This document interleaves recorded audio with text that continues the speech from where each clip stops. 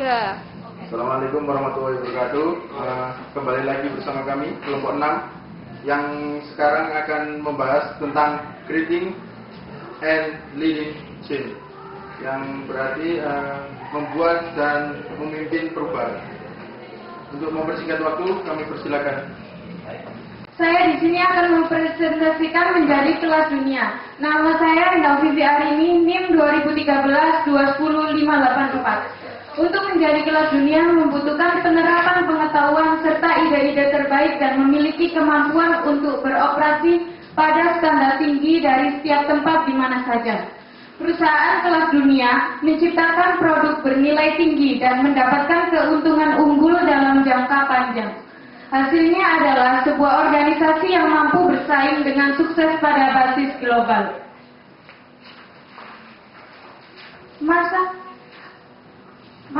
Masa depan cerah. Masa depan cerah dan berkelanjutan ini terdapat perusahaan besar yang mempunyai nilai-nilai yang kuat dan didorong oleh tujuan yang berfokus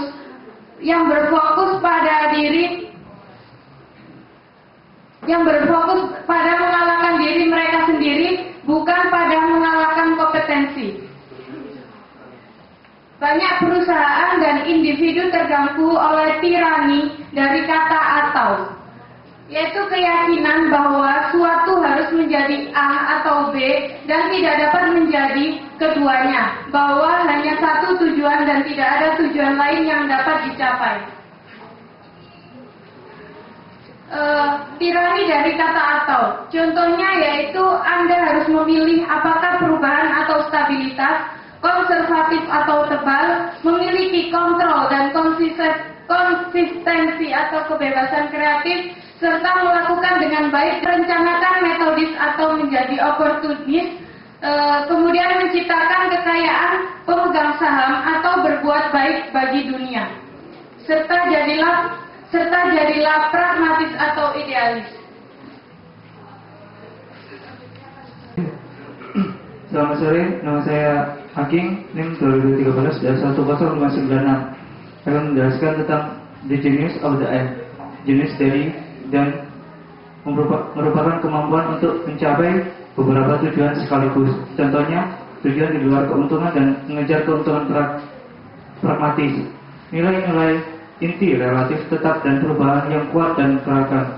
Visi yang jelas dan arah dan eksperimen. Next. Ideologi inti dalam tulas perusahaan ada Walmart dan Walt Disney. Next. Pengembangan organisasi, Organization Development atau OD, berbagai aplikasi sistem perilaku ilmu pengetahuan untuk mengembangkan, meningkatkan dan memperkuat strategi, struktur dan proses yang mengarah ke organisasi. Next. Pengembangan organisasi ada intervensi strategis, merupakan membantu organisasi di dalam melakukan merger dan akuisisi, mengubah strategi mereka dan mengembangkan aliansi. Intervensi teknostruktural merupakan berkaitan dengan struktur organisasi dan desain karyawan, keterlibatan dan pekerjaan desain. Terima kasih. Ya, terima kasih atas kesempatannya. Nama saya Angga Dika Putra, NIM 2013-210-603. Saya akan menerangkan tentang pengembangan organisasi. Di sini pengembangan organisasi ada dua macam. Yang pertama yaitu intervensi manajemen sumber daya manusia, dan yang kedua yaitu intervensi proses manusia. Yang pertama, intervensi manajemen sumber daya manusia itu melingkupi menarik orang-orang yang berkualitas, menetapkan tujuan, menilai kinerja serta memberi penghargaan. Dan yang kedua, intervensi proses manusia yaitu adanya resolusi konflik, team building, komunikasi serta adanya kepemimpinan. Kemudian saya akan menjelaskan tentang mencapai kebesaran.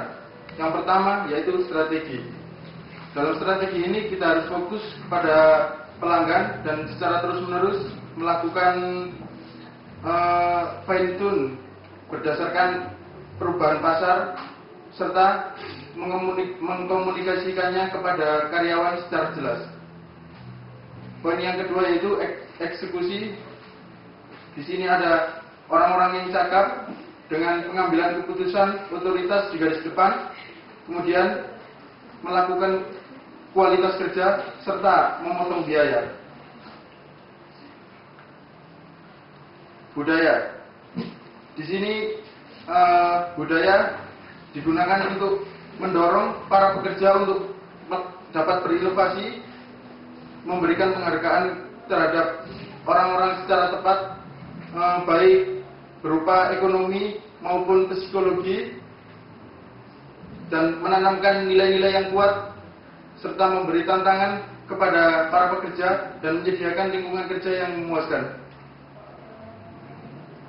Yang terakhir yaitu struktur, membuat organisasi yang nyaman dan mudah untuk lingkungan kerja, ditandai dengan adanya kerjasama serta pertukaran informasi serta pemahaman di seluruh anggota. Terima kasih. Sekian dari saya. Kemudian akan dilanjutkan oleh rekan saya. Baik, nama saya Tanita Septika, NIM 2013-21068. Saya akan menjelaskan tentang mengelola perubahan. Mengelola perubahan sendiri ialah kepemimpinan bersama adalah penting untuk keberhasilan paling perubahan upaya. Orang harus bukan hanya pendukung perubahan tetapi juga pelaksana. Kemudian ada agen perubahan. Agen perubahan itu sendiri adalah orang yang menciptakan perubahan. Memotivasi orang untuk perubahan, yaitu ada alasan umum untuk resistensi. Yang pertama adalah keengganan, ketepatwaktuan, kemudian kejutan dan tekanan sebaya. Kemudian ada mengubah alasan spesifik untuk ketahanan. Yang pertama adalah mementingkan diri sendiri, kesalahpahaman, penilaian yang berbeda, dan taktik manajemen. Dan kemudian ini adalah bagan di mana yang sudah dijelaskan tadi bahwa mulai dari keengganan, kemudian waktu, kejutan, dan freezer. Ya, seperti itu. Kemudian akan dijelaskan oleh teman saya. Terima kasih. Terima kasih atas kesempatannya. Nama saya Muhammad Rifki Mubarok, NIM 2013-20634. Ini adalah tahap-tahap orang untuk berubah. Yang pertama ada pencarian, terus tahap selanjutnya ada pergerakan, dan tahap selanjutnya pembekuan. Next. Sebuah model umum untuk mengelola perlawanan. Yang pertama, unfreezing atau pencarian, yaitu menyadari bahwa praktek saat ini tidak tepat dan bahwa perilaku baru diperlukan. Selanjutnya, kesenjangan kinerja adalah perbedaan antara kinerja aktual dan kinerja yang diinginkan. Selanjutnya ada moving atau pergerakan, melembagakan suatu perubahan. Selanjutnya pembekuan adalah tahap akhir, penguatan perilaku baru yang mendukung perubahan. Analisis force field atau medan kekuatan analisis, yaitu pendekatan untuk pelaksanaan unfreezing, bergerak, dan refreezing model dengan mengidentifikasi kekuatan yang mencegah orang dari mengubah dan yang akan menggerakkan masyarakat terhadap perubahan. Selanjutnya akan dijelaskan oleh rekan saya. Terima kasih atas kesempatannya. Nama saya Putra Ramadhani, NIM 2013-21068. Saya akan menjelaskan tentang pendekatan yang spesifik untuk meminta kerjasama. Yang pertama ada pendidikan dan komunikasi. Yang kedua ada partisipasi dan keterlibatan. Yang ketiga ada fasilitasi dan dukungan. Yang keempat ada negosiasi dan penghargaan. Yang selanjutnya ada manipulasi dan kooptasi. Selanjutnya yang terakhir yaitu eksplisit dan implisit paksaan. Next. Di sini ada metode untuk mengelola perlawanan terhadap perubahan. Yang pertama ada pendekatan edukasi dan komunikasi. Yang kedua ada partisipasi dan keterlibatan. Yang ketiga ada fasilitas dan dukungan. Yang keempat ada pendekatan negosiasi dan penghargaan. Yang kelima ada manipulasi dan kooptasi. Yang keenam ada pemaksaan dan eksplisit dan implisit. Next, saya akan menjelaskan tentang harmonisasi beberapa perubahan. Di sini ada perubahan total organisasi, yaitu memperkenalkan, mempertahankan beragam kebijakan praktik dan beberapa prosedur yang sudah ada di beberapa unit di tingkat lainnya. Contohnya di sini di konferensi Harvard Business School menemukan bahwa rata-rata perusahaan dari peserta konferensi memiliki upaya perubahan hingga 5 perubahan utama dalam sekali waktu. Next. Terima kasih. Sekian dari presentasi saya. Terima kasih atas kesempatannya. Nama saya Lucian Fitariani, NIM 2013-210651. Harmonisasi beberapa perubahan. Di sini terdapat beberapa pertanyaan yang membantu mengupayakan perusahaan. Yang pertama, apa bukti bahwa pendekatan benar-benar dapat menghasilkan hasil positif? Yang kedua, apa pendekatan yang relevan dengan strategi dan prioritas perusahaan Anda? Yang ketiga, dapatkah Anda menilai biaya dan manfaat potensial? Yang keempat, apakah itu benar-benar membantu orang menambah nilai pekerjaan mereka? Yang kelima, apakah itu membantu perusahaan lebih fokus pada pelanggan dan hal yang mereka nilai? Memimpin perubahan. Yang itu pertama, menetapkan pengertian urgensi.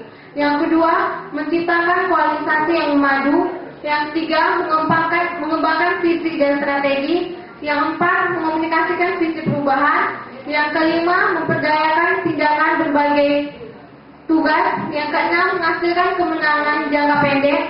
Yang ketujuh, mengonsolidasikan manfaat. Yang kedelapan, membiasakan pendekatan baru dalam budaya.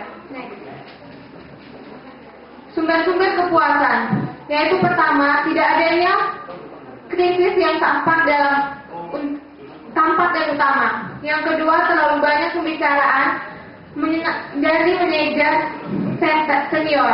Yang ketiga, sifat manusia dengan kapasitas penyangkalan khususnya telah sibuk atau tertekan. Yang ketiga, budaya menyerang pembawaan pesan buruk, keterus-terangan rendah, dan konferensi rendah. Yang berikut, kurangnya umpan balik, prestasi yang cukup, dan berasal dari sumber eksternal. Yang berikutnya, sistem pengukuran internal yang berfokus pada indeks prestasi yang salah. Yang berikut, struktur organisasi karyawan pada tujuan fungsional yang menjepit, standar prestasi keseluruhan yang rendah, dan yang terakhir adalah terlalu banyak sumber daya yang tampak. Terima kasih. Terima kasih atas kesempatannya. Nama saya Maulana Zanuar, NIM 778. Nah, di sini ada membentuk masa depan. Membentuk masa depan di sini ada dua. Yang pertama ada perubahan reaktif. Perubahan reaktif adalah respon yang terjadi di bawah tekanan masalah didorong perubahan.